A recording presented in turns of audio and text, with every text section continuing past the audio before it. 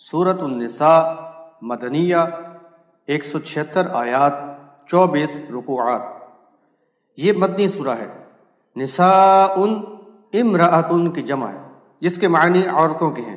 اس سورہ میں خواتین کے حقوق و فرائض اور دیگر مسائل کا بیان ہے، اس لحاظ سے سورہ کا نام النساء رکھا گیا ہے۔ اس سورہ میں نکاح، طلاق اور وراثت کے علاوہ دیگر آئلی و معاشرتی اصول و قوانین بیان کیے گئے ہیں۔ ہجرت کے بعد مدینہ کی بستی میں ایمان والوں کی آباد کاری ہوئی، پھر غزوہ بدر و احد میں کامیابی کے بعد انصار و مہاجرین پر مشتمل ایک مستقل مسلم معاشرہ قائم ہو گیا، لہذا اس کے استحکام کے لیے انفرادی و اجتماعی نوعیت کے اہم اصول و قوانین کا نزول ضروری سمجھا گیا۔ دور جاہلیت میں یتیموں اور بیواؤں کے حقوق کے معاملے میں سخت ناانصافی ہوتی اور ان کے ساتھ ظالمانہ سلوک روا رکھا جاتا، نہ ان کو جائز حقوق ملتے اور نہ ہی معاشرے میں عزت و وقار کا مقام حاصل ہوتا۔ خاندان میں خواتین کی کوئی حیثیت نہ سمجھی جاتی تھی۔ اب ایسی آیات نازل ہوئیں جن میں یتیموں اور بیواؤں کے ساتھ عدل و انصاف اور حسن سلوک کی ہدایات دی گئی، اور نکاح و طلاق اور دیگر خاندانی معاملات کے لیے اصول و ضوابط فراہم کیے گئے، جن کے ذریعے خواتین کو خاندان و مسلم معاشرے میں ان کا جائز مقام ملا۔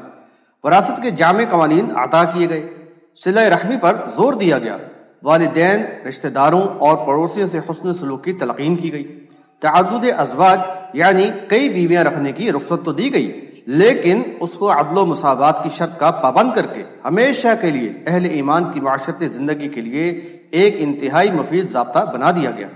صلاۃ الخوف اور صلاۃ القصر کے احکامات نازل ہوئے، اور پانی نہ ملنے یا عذر کی صورت میں تیمم کی اجازت دی گئی۔ اس کے علاوہ منافقین اور اہل کتاب کے فریب کارانہ حربوں سے اہل ایمان کو آگاہ کیا گیا اور ان کے لیے کسی قسم کی ہمدردی و محبت سے روکا گیا۔ نیز اہل کتاب کے طرز عمل، دنیا پرستانہ رویے، دین کے ساتھ تمسخر اور انبیاء علیہ السلام کے ساتھ گستاخانہ انداز پر تاریخ کے حوالے سے تبصرہ کر کے اہل ایمان کو ہوشیار کیا گیا کہ وہ اللہ سے ڈرتے ہوئے اپنے آپ کو ایسے جراثیم سے بچائے رکھیں اور اپنی اجتماعیت کو مستحکم کرنے اور اللہ کے دین کے سربلندی کے لیے کوشاں رہیں۔ ایمان کی دعوت بھی مؤثر انداز میں دی گئی اور شرک کی شناعت پرزور انداز میں بیان کی گئی، اور ساتھ ہی کردار سازی اور عمدہ اخلاق و اوصاف پروان چڑھانے کی تاکید کی گئی۔ یہ سورہ آل عمران کے بعد نازل ہوئی، جس کا اختتام صبر و تقوی کی ہدایت پر ہوا تھا، اور اس سورہ کی ابتدا انہی اوصاف کی تلقین سے کی گئی ہے۔ اہل ایمان کو اعلیٰ منصب کا اہل بنانے کے لیے جن صفات سے متصف کرنا ضروری تھا، ان میں یہ بنیادی اہمیت رکھتی ہیں۔ نیز مومنوں کے باہمی تعلقات کو استوار رکھنے اور ان کے اندر مضبوط خاندانی نظام اور جماعتی نظم و ضبط کو قائم رکھنے کے لیے بھی یہ صفات بنیادی حیثیت رکھتی ہیں۔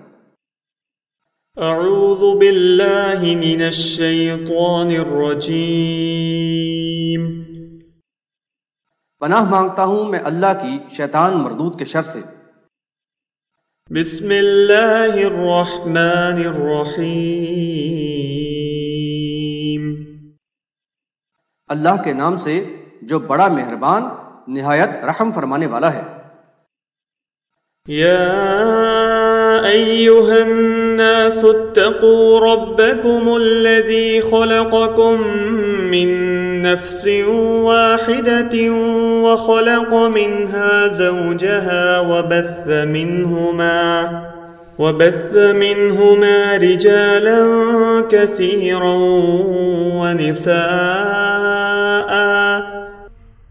واتقوا الله الذي تساءلون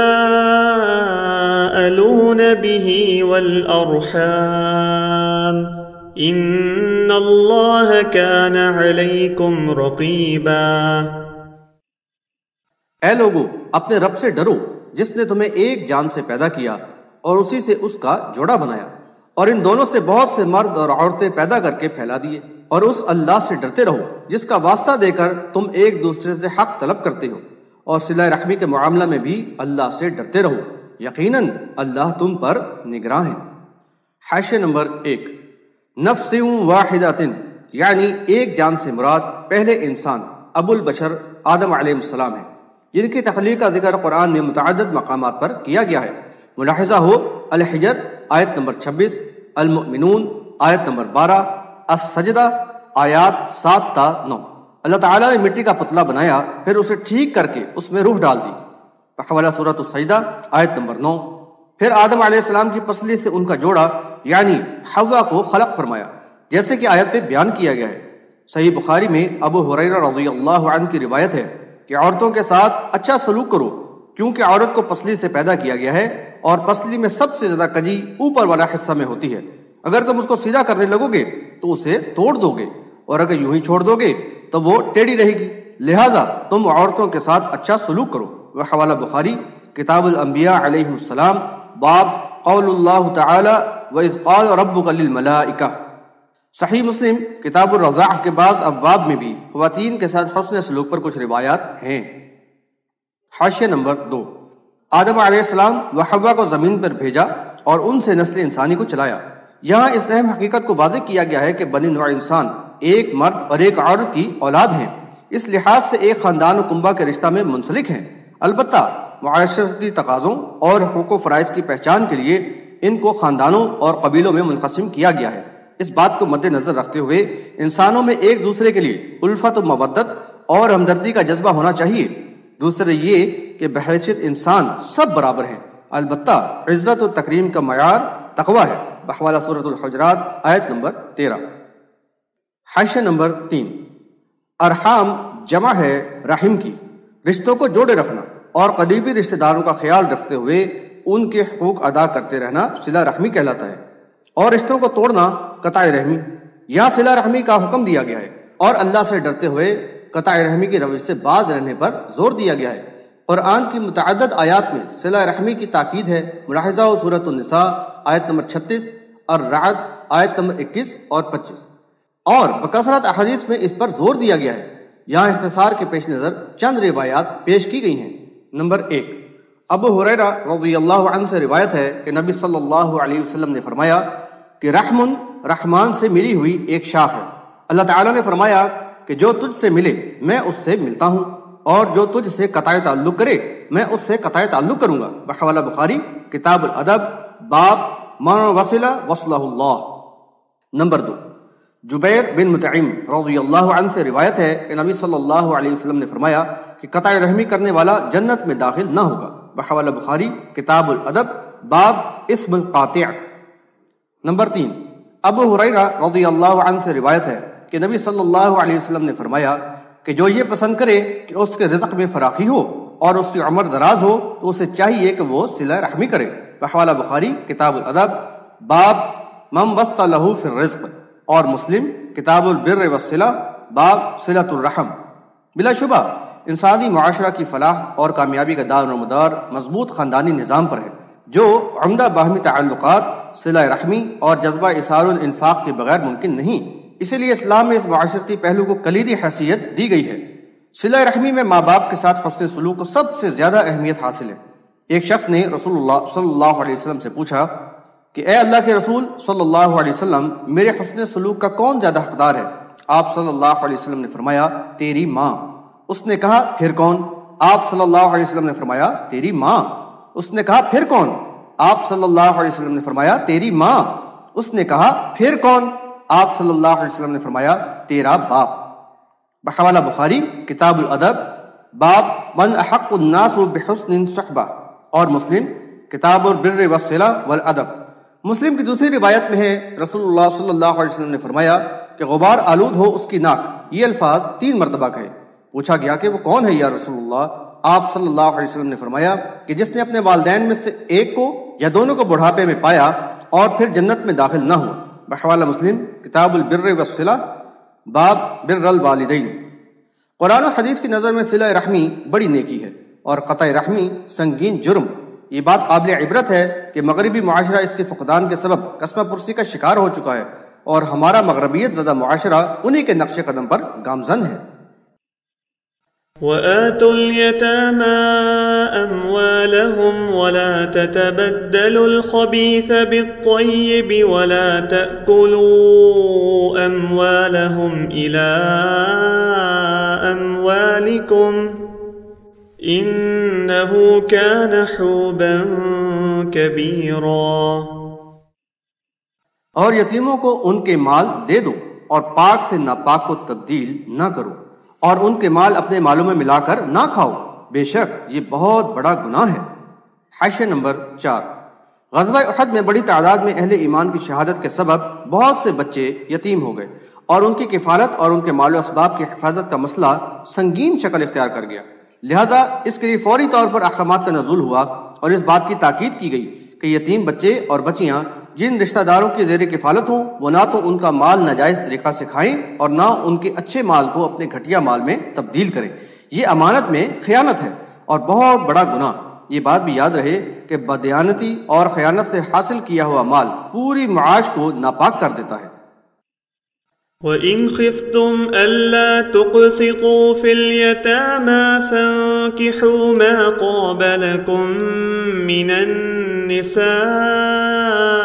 مَثْنَىٰ وَثُلَاثَ وَرُبَاعَ فَإِنْ خِفْتُمْ أَلَّا تَعْدِلُوا فَوَاحِدَةً أَوْ مَا مَلَكَتْ أَيْمَانُكُمْ ذَلِكَ أَدْنَىٰ أَلَّا تَعُولُوا۔ اگر تمہیں خوف ہو کہ تم یتیم لڑکیوں کے ساتھ انصاف نہ کر سکو گے تو ان کے سوا جو عورتیں تمہیں پسند ہوں ان میں سے 2-2 3-3 4-4 سے نکاح کر لو، لیکن اگر تمہیں ڈر ہو کہ تم انصاف نہ کر سکو گے تو ایک ہی کافی ہے، یا وہ باندی جس کے تم مالک ہو۔ یہ زیادہ قرین ثواب ہے تاکہ تم نا انصافی نہ کرو۔ حاشیہ نمبر 5۔ بعض یتیم بچیاں مالدار ہوتی لیکن حسن و جمال والی نہ ہوتی تو کچھ لوگ مال کے لالچ میں ان سے نکاح کر لیتے، لیکن میلان طبع نہ ہونے کے سبب ان کے ساتھ اچھا سلوک نہ کرتے۔ دوسری طرف حسن و جمال والی بچیاں مالدار نہ ہوتی تو ان سے نکاح کی رغبت تو ہوتی، لیکن ان کو دوسری ایسی ہی عورتوں کی طرح ان کے حق کے مطابق مہر ادا کرنے سے گریز کرتے اور گھر میں ان کو وہ مقام بھی نہ ملتا۔ عدل و انصاف سے عاری یہ صورتحال اسلام میں ناقابل برداشت ہے۔ چنانچہ حکم دیا گیا کہ یتیم بچوں کے ساتھ ازدواجی تعلق چاہتے ہو تو عدل و انصاف کے تقاضے پورے کرنے ہوں گے۔ اگر ان کے ساتھ انصاف نہ کر سکو تو دوسری خواتین کے ساتھ نکاح کرو جو تمہیں پسند ہو۔ ام المؤمنین عائشہ رضی اللہ عنہا کی روایت کے مطابق ایک شخص ایک یتیم لڑکی کی پرورش کرتا تھا۔ اس نے اس لڑکی سے نکاح کر لیا اور اس لڑکی کا کھجور کا ایک باغ تھا۔ اس شخص کے دل میں اس کی محبت نہ تھی لیکن پھر بھی باغ کے لالچ میں اس کو رکھا ہوا تھا، چنانچہ اس کے متعلق یہ آیت اتری، اگر تمہیں خوف ہو۔ بحوالہ بخاری کتاب التفسیر، باب قولہ اللہ تقسطوا فی الیتامى۔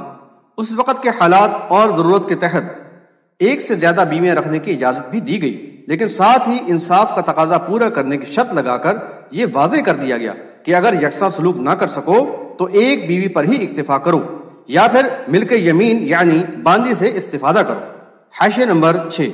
یہ بات قابل غور ہے کہ تعدد ازواج یعنی کئی بیویاں رکھنے کی رخصت تو دی گئی، لیکن ساتھ ہی عدل و مساوات کی شرط عائد کر کے ایک بڑی معاشرتی خرابی کا سدباب کر دیا گیا۔ ازدواجی زندگی پر نسل انسانی کی افزائش اور معاشرہ کے استحکام کا انحصار ہے، اس لیے ازدواجی تعلق کو مرد و عورت کی فطری ضرورت بتایا گیا ہے۔ مسلسل جنگی حالات میں مردوں کی تعداد کا یکایک کم ہو جانے کی صورت میں بے راہ روی کا شدید خطرہ ہوتا ہے۔ تعدد ازواج کی رخصت اس مسئلہ کا بہترین حل فراہم کرتی ہے۔ نیز اس حکم کے ساتھ عدل و مساوات کو لازم قرار دے کر اس کو ہمیشہ کے لیے ایک مستقل قانون کی حیثیت دے دی گئی ہے۔ اس آیت میں ملک یمین یعنی باندی سے بھی تمتع کی اجازت دی گئی ہے۔ اس سورہ کی آیت نمبر 24 اور سورہ مومنون کی آیت نمبر 6 میں بھی اس کا ذکر ہے۔ غزوات میں کفار قیدیوں میں جو مرد ہوتے ان کو غازیوں میں غلام کی حیثیت سے تقسیم کیا جاتا اور عورتوں کو باندیوں کی حیثیت سے مجاہدوں کو دیا جاتا تھا، جن سے خدمت کے ساتھ ساتھ تمتع کی بھی اجازت تھی۔ باندیوں کے سلسلہ میں پائی جانے والی غلط فہمی کا ازالہ کرنے کے لیے چند باتوں کی وضاحت ضروری ہے۔ اسلام زندگی کا بہترین لائحہ عمل فراہم کرتا ہے۔ اسلامی قوانین کا مقصد معاشرہ کو فحاشی اور بے راہ روی سے بچانا اور پاکیزہ ضبط نفس کا پابند ماحول مہیا کرنا ہوتا ہے۔ ملک یمین سے تمتع کی اجازت اور تعدد ازواج کی رخصت اس کی بین مثال ہے۔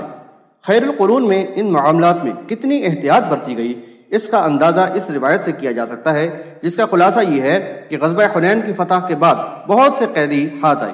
صحابہ کرام رضی اللہ عنہم نے ان قیدی مشرک عورتوں سے تمتع کرنے کو حرام سمجھا جن کے شوہر موجود تھے، چنانچہ اسی سورہ کی آیت نمبر 23 نازل ہوئی اور عدت کے بعد باندیوں کو مجاہدوں کے لیے حلال کر دیا گیا۔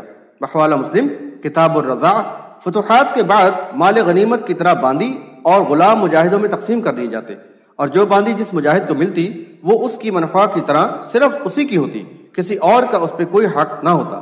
سابقہ شوہر سے بھی نکاح فسخ ہو جاتا۔ وآتوا النساء صدقاتهن نحلة فإن طبن لكم عن شيء منه نفسا فكلوه هنيئا مريئا۔ اور عورتوں کے ان کے مہر خوشی سے ادا کرو، اگر وہ بخوشی اس میں سے کچھ تمہارے لیے چھوڑ دیں تو اسے ذوق و شوق سے کھا لو۔ حاشیہ نمبر 7۔ مہر کی ادائیگی کو نکاح کے لیے لازم قرار دیا گیا ہے، جو فریقین کی باہمی رضامندی سے نکاح سے قبل طے کر لیا جاتا ہے اور رخصتی پر ادا کر دیا جاتا ہے۔ اگر بیوی برضا و رغبت اس میں سے کچھ کمی کر دے تو شوہر کو اس سے فائدہ اٹھانے کی اجازت دی گئی ہے، لیکن اس کے لیے نہ کوئی مطالبہ ہو اور نہ کوئی جبر یا دباؤ۔ یہ بات قابل ذکر ہے کہ معاشرے میں دیگر خرابیوں کے ساتھ یہ جاہلانہ خرابی بھی پائی جاتی ہے کہ مہر کی ادائیگی کو نکاح ختم کرنے کی علامت سمجھا جاتا ہے، چنانچہ زندگی بھر اس کو ادا کرنے کا خیال بھی نہیں کیا جاتا، بلکہ پہلی رات ہی بیوی سے معاف کرا لیا جاتا ہے۔ بیوی بھی ناسمجھی میں کسی ممکنہ بدمزگی سے بچنے کے لیے اپنے حق سے دستبردار ہو جانے میں ہی عافیت سمجھتی ہے کہ اس کو اب ساری زندگی یہیں بسر کرنی ہے۔ بہتر ہے کہ وہ 7 دندوں کے تانے نہ سننے پڑے۔ ولا تؤتوا السفهاء أموالكم التي جعل الله لكم قياما وارزقوهم فيها واكسوهم وقولوا لهم قولا معروفا۔ اور تم اپنے مال جنہیں اللہ نے تمہارے گزر بسر کا ذریعہ بنایا ہے کم عقلوں کو نہ دو، البتہ اس میں سے انہیں کھلاؤ، پہناؤ اور ان سے اچھی طرح بولو۔ حاشیہ نمبر 8۔ مال اللہ کی نعمت ہے جو اس لیے عطا کیا گیا ہے کہ اس سے اپنی اور اہل و عیال یا زیر کفالت افراد کی ضروریات پوری کریں، اور جو مال ضرورت سے زیادہ ہو اسے اللہ کی راہ میں خرچ کریں۔ اس بات کا خیال رکھا جائے کہ اللہ کا دیا ہوا مال اللہ کی مرضی کے مطابق خرچ کیا جائے اور ایسے لوگوں کے حوالے نہ کیا جائے جو اس کے صحیح طور سے استعمال اور کاروبار وغیرہ کی صلاحیت نہ رکھتے ہوں، خواہ وہ اپنے بھائی یا اولاد ہی کیوں نہ ہو۔ یوں تو یہ عام ہدایت ہے، لیکن یہاں خصوصیت سے یتیموں کے مال کے سلسلہ میں یہ تاکیدی حکم ہے کہ بلوغت کو پہنچنے کے بعد بھی یتیم اگر اس کا صحیح مصرف کرنے کے قابل نہ ہو تو سرپرست ان کی نگرانی رکھیں، ایسا نہ ہو کہ وہ اس کو بے جا اسراف میں اڑا دیں اور پھر دوسروں کے دست نگر ہو جائیں۔ نیز ایسے لوگوں پر جن میں صلاحیت کا فقدان ہو، عمر رسیدہ ہونے کے باوجود بھی تصرف پر مناسب پابندی لگائی جا سکتی ہے تاکہ ان کو تنگ دستی اور قرضے سے بچایا جائے۔ فقہی اصطلاح میں اس کو حجر کہا جاتا ہے۔ اس بات پر بھی زور دیا گیا ہے کہ ان سے بات چیت بہرحال اچھے اور تسلی امیز لہجہ میں ہی کی جائے تاکہ ان کی کسی بھی صورت میں دل شکنی نہ ہو۔ وابتلوا اليتامى حتى إذا بلغوا النكاح فإن آنستم منهم رشدا فادفعوا إليهم أموالهم ولا تأكلوها إسرافا وبدارا أن يكبروا ومن كان غنيا فليستعفف ومن كان فقيرا فليأكل بالمعروف فإذا دفعتم إليهم أموالهم فأشهدوا عليهم وكفى بالله حسيبا۔ اور یتیموں کو آزماتے رہو یہاں تک کہ وہ نکاح کی حد یعنی سن بلوغت تک پہنچیں، پھر اگر تم ان میں اہلیت پاؤ تو ان کے مال ان کو دے دو اور ان کے بڑے ہو جانے کے خوف سے اس مال کو جلدی جلدی بے جا خرچ نہ کر ڈالو، اور جو مالدار ہو تو وہ پرہیز کرے اور جو محتاج ہو تو وہ دستور کے مطابق اس میں سے کچھ کھا لے۔ جب ان کے مال ان کو دو تو ان پر گواہ مقرر کر لو اور حساب لینے کے لیے اللہ کافی ہے۔ حاشیہ نمبر 9۔ آیت میں رشدن استعمال ہوا ہے کہ سن رشد کو پہنچنے پر یتیموں کا مال ان کے حوالے کر دیا جائے۔ رشد سے معنی نیکی و بھلائی کے بھی ہیں اور اہلیت و سمجھ بوجھ کے بھی، اور یہاں یہی معنی مراد ہیں۔ یتیموں کا مال ان کے حوالہ کرنے کے سلسلہ میں 2 اہم باتیں بتائی گئی ہیں، ایک تو ان کے سن بلوغت کو پہنچنے کے حوالے سے ہے اور دوسری ان کی صلاحیت و اہلیت سے متعلق۔ یتیموں کا مال ایک امانت ہے اور ان کا ولی و سرپرست اس کی حفاظت کا ذمہ دار اور اس کے لیے مسئول ہے۔ اس مسئلہ کی اہمیت کا اندازہ صحیح مسلم کی ایک روایت سے کیا جا سکتا ہے۔ نبی صلی اللہ علیہ وسلم نے ابو ذر غفاری رضی اللہ عنہ سے فرمایا کہ تم 2 آدمیوں پر بھی امیر نہ بننا اور نہ کسی یتیم کے مال کے ولی یا سرپرست ہونا۔ بحوالہ مسلم کتاب الامارہ۔ یہاں اس بات کی ہدایت کی گئی ہے کہ ولی یتیم کے مال کی پوری طرح حفاظت کریں، یہاں تک کہ وہ سن رشد کو پہنچیں، اور یہ بھی اطمینان کر لیں کہ ان کے اندر اتنی اہلیت ہے کہ وہ مال کا صحیح تصرف کریں گے اور اس کو نہ تجربہ کاری یا فضول خرچی میں ضائع نہ کریں گے۔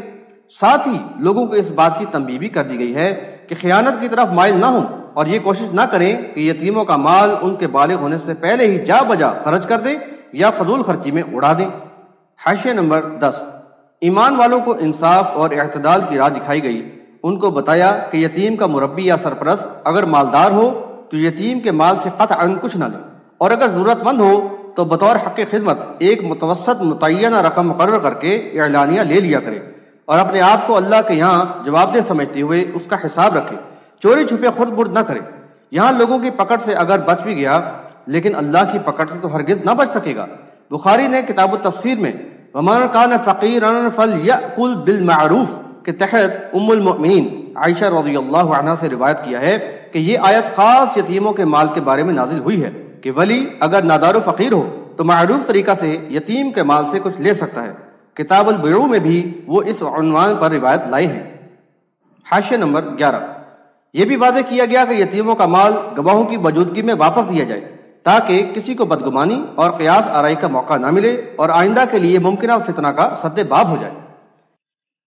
للرجال نصيب مما ترك الوالدان والأقربون وللنساء نصيب مما ترك الوالدان والأقربون مما قل منه أو كثر نصيبا مفروضا۔ والدین اور رشتہ دار جو اثاثہ چھوڑیں اس میں سے مردوں کا حصہ، اور جو والدین اور قرابت دار چھوڑیں اس میں سے عورتوں کا حصہ ہے، خواہ متروکہ مال تھوڑا ہو یا زیادہ، یہ حصہ مقرر کیا ہوا ہے۔ حاشیہ نمبر 12۔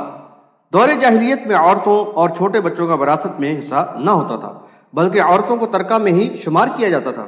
اس آیت اور اگلی آیت میں اس ظالمانہ رواج کو ختم کر دیا گیا، عورتوں کو ان کا جائز حق دے کر عورتوں اور بچوں کو وراثت میں حصہ دار بنا دیا گیا۔ وَإِذَا حَضَرَ الْقِسْمَةَ أُولُو الْقُرْبَى وَالْيَتَامَى وَالْمَسَاكِينُ فَارْزُقُوهُم مِّنْهُ وَقُولُوا لَهُمْ قَوْلًا مَّعْرُوفًا۔ اور تقسیم یعنی میراث کے وقت اگر قرابت دار، یتیم اور محتاج موجود ہوں تو اس میں سے ان کو بھی کچھ دے دو اور ان سے بات اچھی طرح کرو۔ حاشیہ نمبر 13۔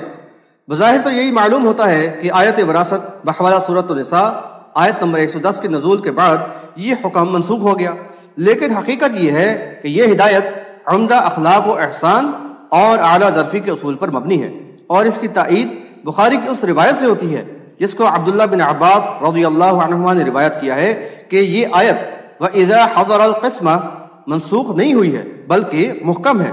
بحوالہ بخاری کتاب التفسیر باب قولہ وَإِذَا حَضَرَ الْقِسْمَةَ۔ اس سے وہ رشتہ دار جو محتاج، مسکین اور یتیم ہوں لیکن وراثت میں حقدار نہ ہوں وہ بھی مستفید ہو سکتے ہیں۔ یہ بھی بتایا گیا کہ اگر ان کو مال نہ دیا جائے تو کم از کم ان سے حسن اخلاق سے بات کر لی جائے اور تنگ دلی اور ترش روئی کا مظاہرہ نہ کیا جائے جس سے ان کی دل آزاری ہو، جو احساس محرومی کے سبب بغض و انتقام کے جذبے کو ابھارے۔ وَلْيَخْشَ الَّذِينَ لَوْ تَرَكُوا مِنْ خَلْفِهِمْ ذُرِّيَّةً ضِعَافًا خَافُوا عَلَيْهِمْ فَلْيَتَّقُوا اللَّهَ وَلْيَقُولُوا قَوْلًا سَدِيدًا۔ اور ان لوگوں کو یعنی جو یتیموں کے اموال کے سرپرست ہوں چاہیے کہ اس بات سے ڈریں اور احساس کریں کہ اگر وہ خود اپنے پیچھے ناتواں اولاد چھوڑیں تو ان کو اپنی اولاد کے بارے میں کتنی فکر لاحق ہوگی، بس اللہ سے ڈریں اور سیدھی بات کیا کریں۔ حاشیہ نمبر 14۔ اس دور کے حالات اور انسانی نفسیات کو مد نظر رکھتے ہوئے یہ احساس دلایا گیا کہ جس طرح اپنی اولاد کے لیے ہر ایک کی خواہش ہوتی ہے کہ مرنے کے بعد اولاد کے ساتھ حسن سلوک کیا جائے، ایسے ہی احساسات و جذبات زیر کفالت یتیموں، بیواؤں اور مسکینوں کے بارے میں بھی ہونے چاہیے، اور کسی بھی صورت میں ان کی دل آزاری اور دل شکنی کو روا نہ رکھا جائے، اور یوم حساب اپنے آپ کو اللہ کے سامنے جواب دہ سمجھتے ہوئے ڈرتے رہنا چاہیے۔ إن الذين يأكلون أموال اليتامى ظلما إنما يأكلون في بطونهم نارا وسيصلون سعيرا۔ جو لوگ ظلم سے یتیموں کے مال کھاتے ہیں تو وہ اپنے پیٹوں میں آگ ہی بھر رہے ہیں اور عن قریب بھڑکتی آگ میں داخل ہوں گے۔ حاشیہ نمبر 15۔ ناحق یتیم کا مال کھانے کی ظالمانہ روش کی قرآن و حدیث میں سخت مذمت کی گئی ہے۔ بخاری و مسلم کی ایک روایت میں 7 بڑے گناہوں کا ذکر ہے: اللہ کے ساتھ شرک کرنا، سحر، ناحق قتل کرنا، سود کھانا، یتیم کا مال کھانا، جنگ میں پیٹ پھیرنا اور پاک دامن بھولی بھالی عورتوں پر تہمت لگانا۔ بحوالہ بخاری کتاب الوصایا باب ان الذین یأکلون اموال الیتامى، اور مسلم کتاب الایمان باب الکبائر اکبرہا۔